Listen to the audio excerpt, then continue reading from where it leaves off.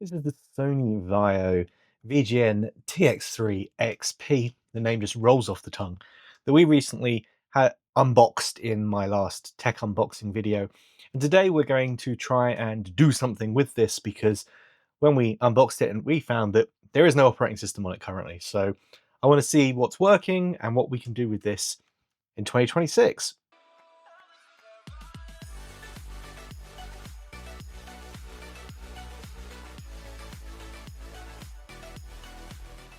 So yes, this is a Sony Vaio laptop from 2006. I believe it was about £1,500 new, which means adjusted for inflation, it's about £2,600 in today's money, which really did put it at quite the high end of laptops. This was a very portable Windows XP laptop, and this thing has a Intel Core Solo U1400 32-bit CPU, which was kind of interesting to me because, again, if you've seen a lot of my videos and you saw the upgrading that we did to that Mac Mini, the original Intel Mac Mini, that was a solo core CPU as well, which I never knew existed. I thought they just went straight into dual core, the Core Duo laptops and the Core Duo CPUs. I never realized there was a Core Solo. So I picked that up on eBay just because that was what's interested me. But in general, this is just a really nice, interesting laptop from the period that was well out of my price range at the time. Yeah, I think I was probably still just about at high school then. So yeah, definitely wasn't using something like this anymore. So yeah, want to have a look at it, want to check it out, want to see what it's all about and what we can do with it. For a lot of this video, we will be using my editing desk instead of my normal filming desk because the filming desk currently looks like this. I'm very much in the middle of another project, which is taking longer than I expected. So I wanted to kind of crack on with this video while that's still going on. And that just does mean that things might look a little bit different in this video, but nonetheless, let's crack on with it. Have a look around the hardware and yeah, see what it's all about. So this is the laptop itself. Again, excuse the lighting and everything else. We're not dealing with the best circumstances with my current filming setup. But anyway, looking around the laptop, we have a wealth of I/O. So around this side, we have a USB port. We have is it PSM? I can never remember what that's called, but the card slot that laptops came with in the 2000s. In here, we have a modem and another USB port. So we have two USB ports on this machine. Around the back, we have, I believe that's Firewire. I think it's called S400 here, but I'm pretty sure that's Firewire and that's just Sony's branding. We have our charging port. We have a battery on the back here. We have our Ethernet port. Around the side here, we have VGA. We have that disk drive, which I still like. Look at the profile of this thing. Like, it's barely bigger than my hand, and it has a disk drive still in it. I just think that's wild to me. And yeah, that's the. Oh no, I say that's the I/O. No, there's more around the front. So we have our microphone and headphone jack. We have a volume rocker. We have a mute button. We have a toggle for the wireless. And then over here, if it's going to focus, it might not. That's fine. We have a Pro Magic Gate card and an SD card reader as well, because it was Sony, so in the 2000s, still pushing that Magic Gate. So yeah, that's the I/O around this thing.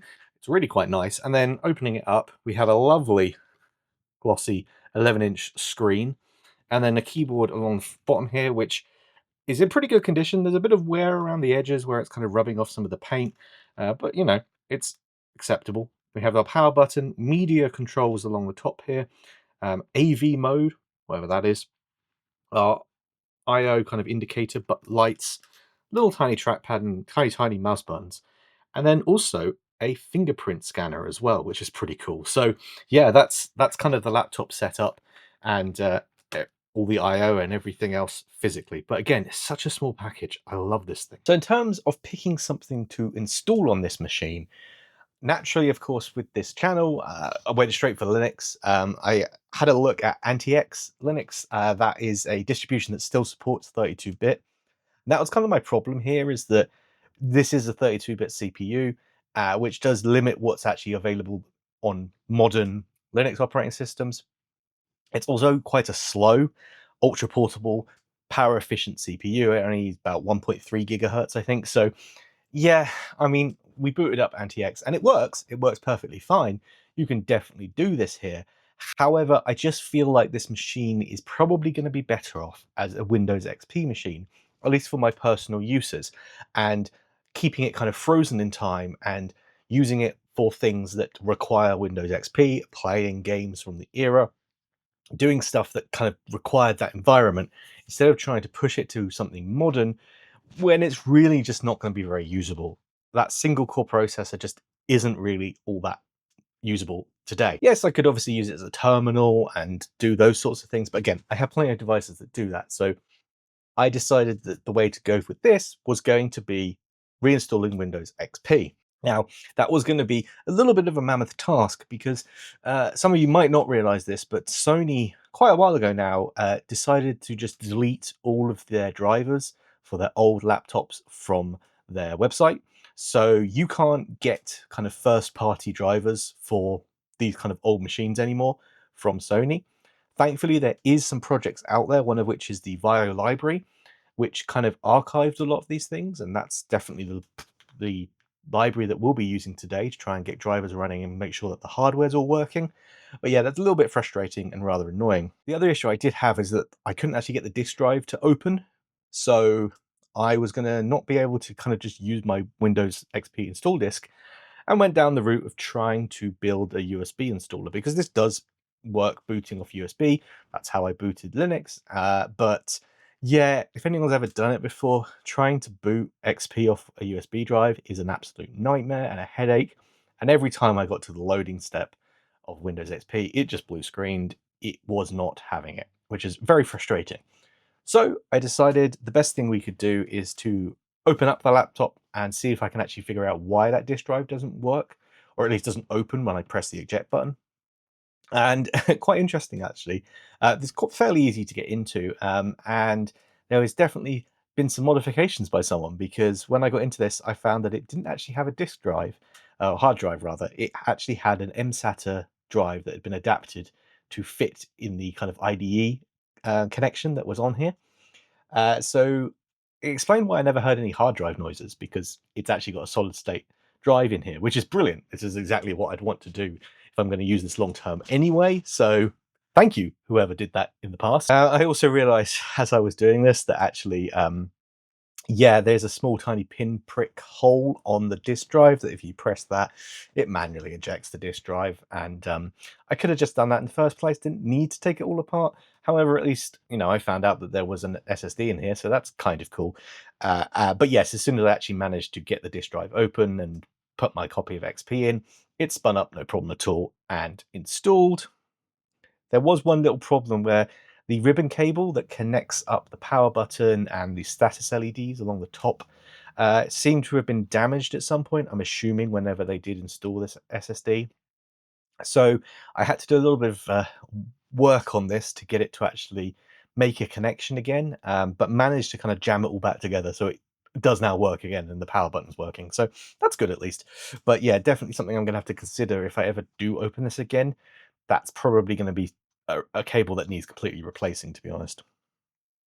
So anyway, got Windows XP all installed, which is nice. And yeah, like I say, use the Vaio library to do this.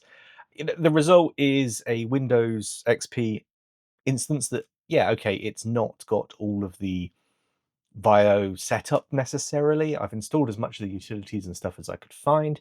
It's not the same as just using a restore disk, but I didn't have one. So, we have a fully functional Windows XP environment now, which is, I think, all that really matters, because it's going to make it a useful machine for me, especially as that disk drive does now work. And in fact, actually, once I had all the drivers installed, the eject button on the top works as well. So it just seems like it doesn't work in the BIOS, which is a bit weird.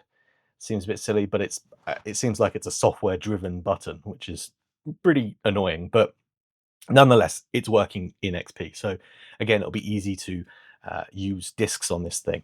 And I mean, I cannot stress how small this thing is, and yet it still has a disk drive. That is such an impressive thing. And in fact, it doesn't just have a disk drive, like we went through, it has a lot of IO. It's really great. And I guess the big question is, why do I want a Windows XP machine?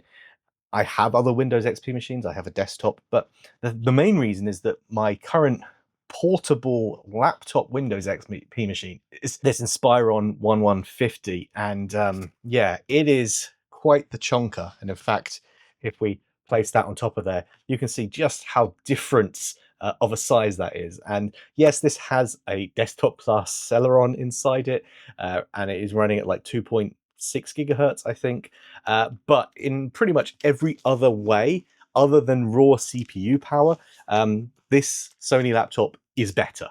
And in fact, I did a pass mark test on both of these using pass mark performance test 8, and I found that actually even on the CPU, the Sony tends to actually be better because it has a better cache and other things on it. So it got a CPU score of 310, whereas the Dell got a CPU score of 228.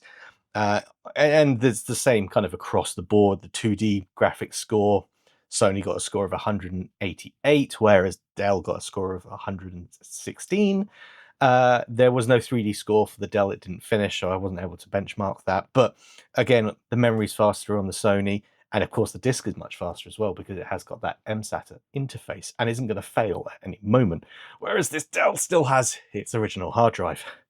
Oh, it's heavy. So that was kind of the goal that became with this machine is, well, if I'm going to install XP on it, I might as well make it a replacement for a portable XP setup, so that if I just need something on the workbench that has XP, I can do that without having to lug out a desktop and a monitor and everything else, or having to lug out this thing. So yeah, kind of happy overall with this. And I have to say, yeah, really, really happy with the XP experience here. The screen is lovely. It's set up, working really, really nicely. I haven't really got much more to say about it because it's just a really cool, super portable, tiny laptop, yet it still has a full CD-ROM. Is it CD-ROM or a DVD-ROM? I don't know. I've only used CDs in it, but it has that built in. It has all the I/O I could need. Yeah, really love this thing, and I think this is a great pickup. I mean, I can't remember what I spent on eBay on this, but it was not a lot at all. And this is going to be a perfect replacement, like I say, as an XP machine for any XP goodness that we need on the channel. So yeah, problem solved, really. So I know some of you are going to maybe be a little bit sad that we didn't install Linux on this, but I think sometimes you know, it's not just about installing Linux for the sake of it. That is fun, and I did do that at the start.